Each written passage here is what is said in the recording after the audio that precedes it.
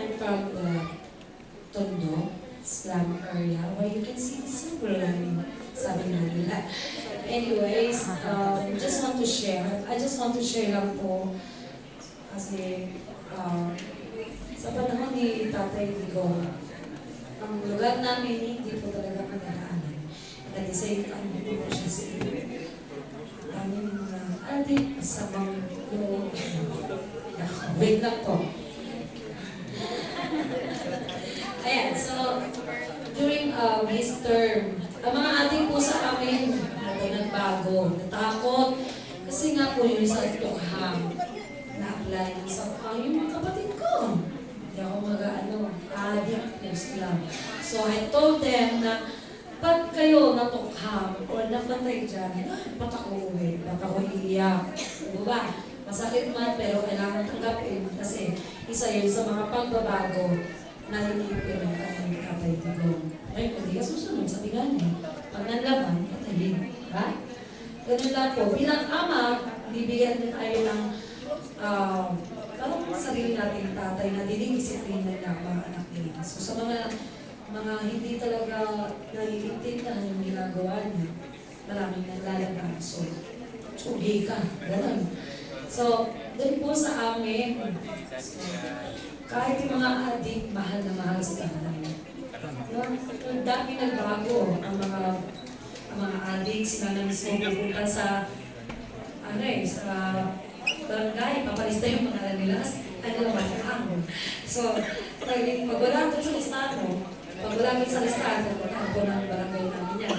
So, yung iskinita po, kasi iskinita kami yan. Napakadelikado po. Kahit ako, hindi ako uuwi sa amin kapag uwi ako ng Pilipinas. Hindi po ako uuwi ko mismo sa Tondo.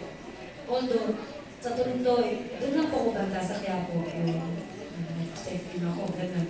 Pero sarili kong lugar, hindi ko mauwian. Kasi kahit ako, takot ako umuwi sa sarili kong lugar. So, syempre, nung term na po ni Tatay, that time was like 2016. Tapos uwi ako 17 hanggang or 18. Siya pa'y nun. Siya pa'y presidente. Nagulat po ako sa Divisoria. Nadadaanan na po ng jeep. Ang linis-linis, ang daming pulis. You feel safe. Tapos pagdating ko naman sa sarili kong lugar, sa squatters, ang dami po ng pinagbago. May mga playground para sa mga bata. Tapos, at the same time, may curfew na. Kada gate o kada boys, may mga kapulisan, may mga tanong. You feel safe ako, pero syempre, ito yung nakuha ka nakapagay. Alam mo yun eh. Ito ba? So, ang mga adik doon o mga nagbago, kitang-kita po ang pagbabago. At sumunod po sila kay Tatay D. Lahat ng mga kabarangay po namin sinunod. Sumunod sa batas. Alam ko po, ang iisip nyo kapag malalaman yung taga-Tondo kami. War-free, gastos, walang gana.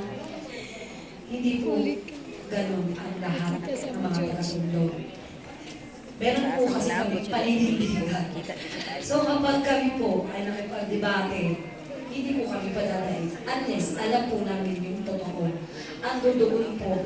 Ako po ang patunay na taga-Tondo po ako na patunay kung gaano kaganda ang epekto ng mga plano ni Tatay Digong. So naiiyak po ako kasi hindi ko maintindihan. Bakit kailangan gawin nila yung matanda? Ang laki ng ginawa sa Pilipinas. Hindi po ba? So bakit Kasi nga, Kami, pinupis na buto niya. kung di na nga eh, di na nga siya nagtatrabaho eh, di ba ba? Pero bakit natatakot pa rin po sila? No? So, ang mga taga-Tondo, malaki po ang area ng Tondo. Sabi nga nila, hali ng kanto. Di ba ba? Malaki po ang lahat doon. Kano Para kayo? masasaksikan. Kanina minali ba? Kung kumakita nila. Usap kami ng tatay ko, ng papa ko. Ngayon lang. Hapon sa mga kanina. Sabi ko, pa, pupunta ako dito sa prayer of Rally. Sabi ko, Duterte ka ba? Sabi niya, oo! Sabi niya, ako sabi naman ng kapatid ko, binoto niya si Marcos. Sabi niya,